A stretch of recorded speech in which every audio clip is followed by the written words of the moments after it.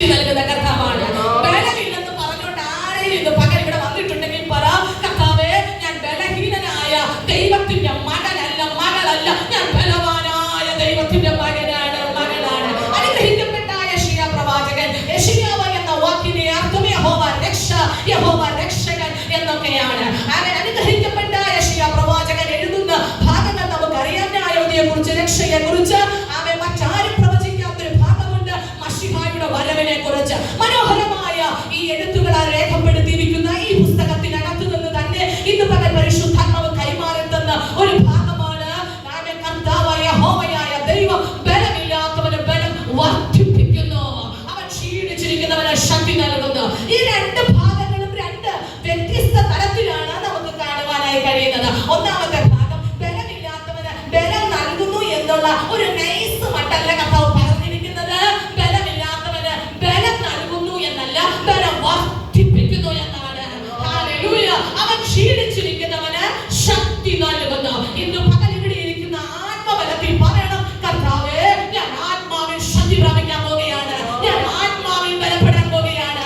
എന്റെ കാലുകൾക്ക് വയ്യ കർത്താവേ, അതുകൊണ്ട് എനിക്ക് കാലിന് ബലം തരണം എന്നതിലുപരി കർത്താവേ, എന്റെ മേൽ ഒരു ആത്മാവിന്റെ ശക്തി വർദ്ധിപ്പിച്ചു തരണമേ, എന്റെ മേൽ ഒരു ആത്മാവിന്റെ ബലത്തെ വർദ്ധിപ്പിച്ചു തരണമേ.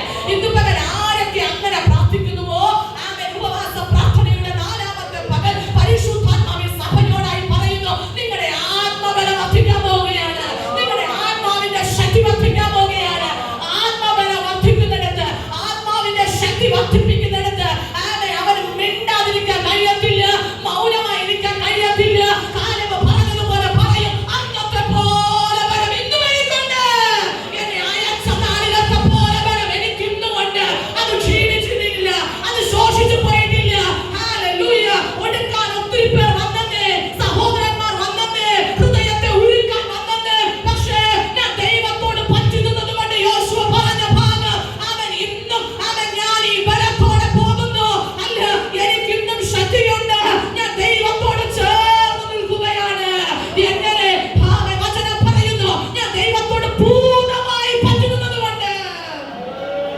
കർത്താവിനോട് പൂർണ്ണമായി പറ്റി നിൽക്കുന്നവർക്ക്, പറ്റിച്ചേർന്ന് നിൽക്കുന്നവർക്ക് പറയാൻ കഴിയും, എനിക്ക് ഇന്നും ബലം കുറഞ്ഞു പോയിട്ടില്ല, എനിക്ക് ഇന്നും ക്ഷീണിച്ചിട്ടില്ല, എന്റെ മേൽ ഒരു ആത്മാവിന്റെ ബലം അധികമുണ്ട്, അധികമുണ്ട്, അധികമുണ്ട്.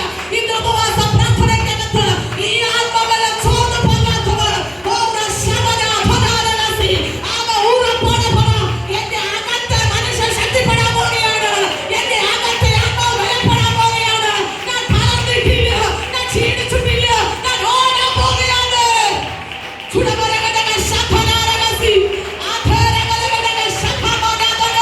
ഈ ഉപവാസ പ്രാർത്ഥനയിൽ നിങ്ങളുടെ ആത്മബലത്തിന് വർധന വരേണ്ടത്, ആത്മാവിന്റെ ശക്തിയോ ബലപ്പെടേണ്ടത്.